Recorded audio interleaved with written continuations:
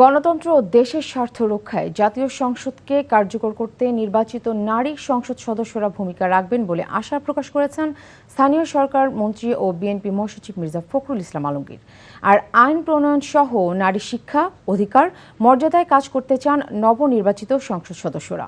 শহীদ রাষ্ট্রপতি ও সাবেক প্রধানমন্ত্রী বেগম খালেদা জিয়ার সমাধিতে শ্রদ্ধা নিবেদন শেষে এসব কথা বলেন তারা।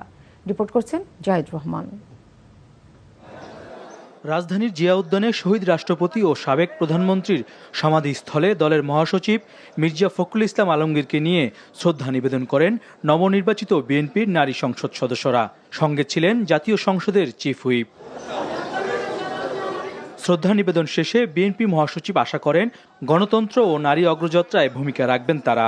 নারী সদস্যরা এখানে শপথ গ্রহণ করেছেন যে তারা বাংলাদেশে গণতন্ত্রকে প্রাতিষ্ঠানিক রূপ দিতে, জাতীয় সংসদকে কার্যকরী করার ক্ষেত্রে এবং জাতীয় সংসদকে সত্যিকার অর্থেই সকল কর্মকাণ্ডের কেন্দ্রবিন্দু পরিণত করতে তারা তাদের ভূমিকা রাখবেন।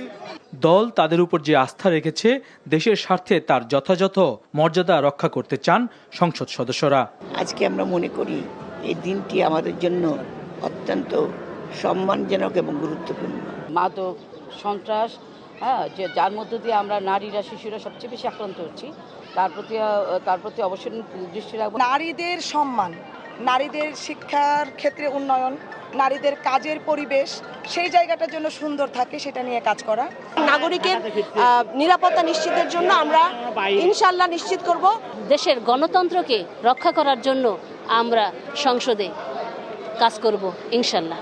নারীদেরকে কিন্তু সমানভাবে পুরুষের কাতারে যদি নিয়ে আসা না হয় যায়, তাহলে কিন্তু একটা উন্নত রাষ্ট্র আমরা যতই চিন্তা করি না কেন সেটা করা সম্ভব না।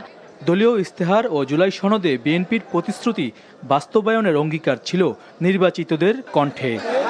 Zahid Rahman, NTV news, Dhaka.